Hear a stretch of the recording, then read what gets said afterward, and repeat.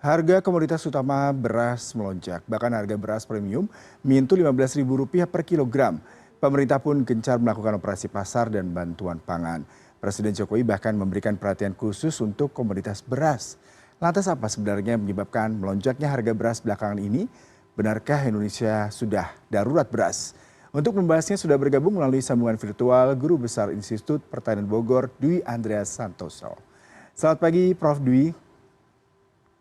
Selamat pagi Mas Yuda. Ya, Prof. Ya, Dwi, kita tahun ini kenaikan harga ah, berasnya itu sebenarnya setiap tahun selalu terjadi. Namun kali ini berbeda, Prof, karena ya, kenaikannya itu bahkan betul. mencapai rekor tertinggi. Tadi ada Rp15.000 untuk beras premium, bahkan tidak ada lagi beras di bawah Ah, 10.000.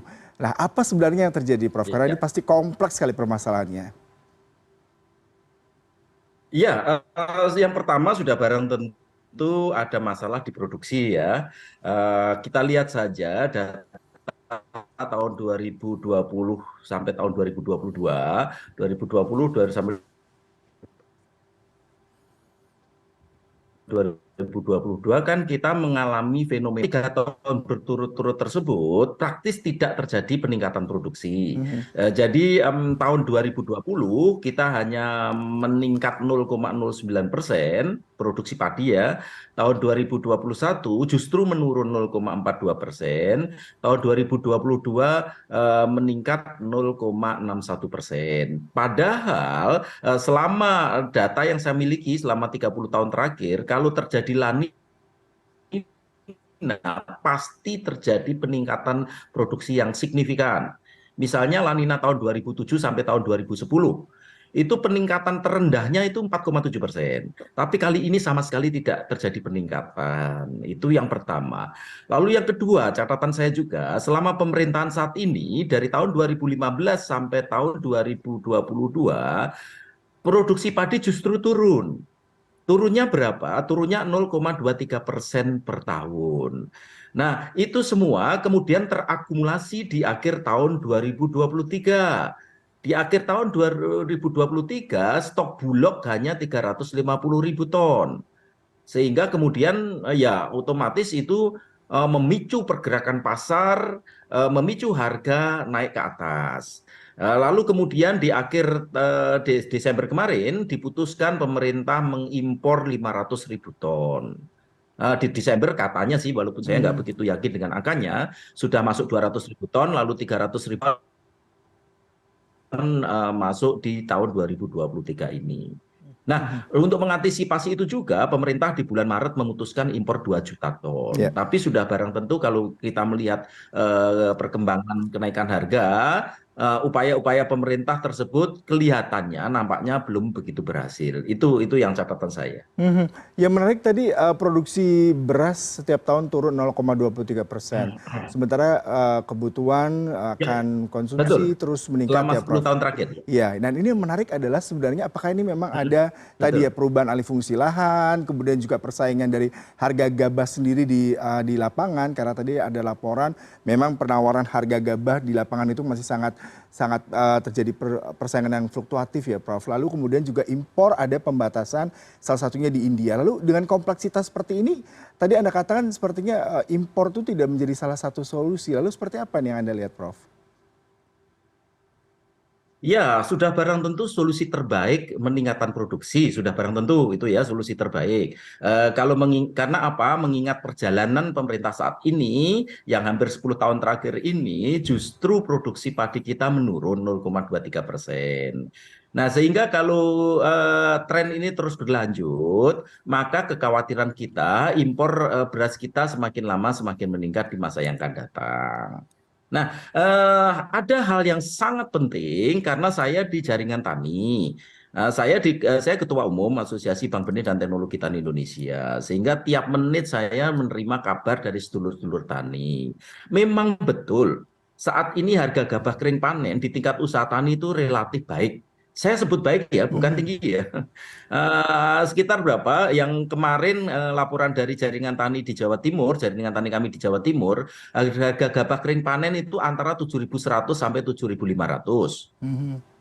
Dan sudah barang tentu kita ambil saja angka 7.000, maka nggak mungkin harga beras premium di level sesuai HET Mhm. 13.900. Mhm.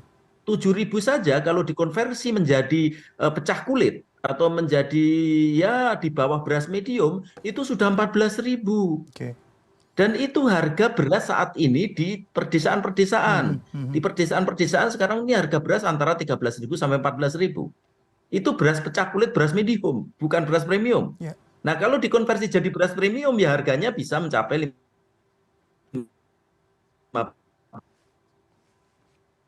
15.000 sampai 16.000 Mhm. sebenarnya kan. Saya tidak menyatakan tinggi.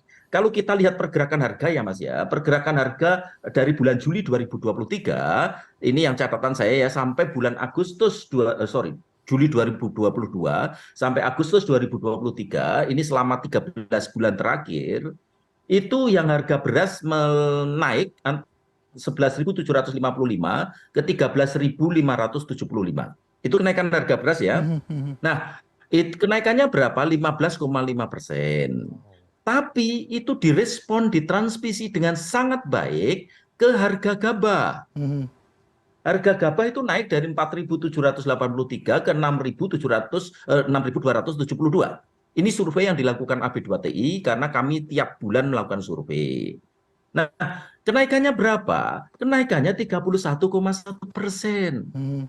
Jadi ini kami mohon betul ke konsumen, justru harga yang wajar bagi usaha tani, itu yang harga yang sekarang ini, harga yang wajar. Mhm. Bulan September tahun lalu, kami melakukan kajian menghitung biaya produksi padi dari 50 kabupaten di sentra produksi padi.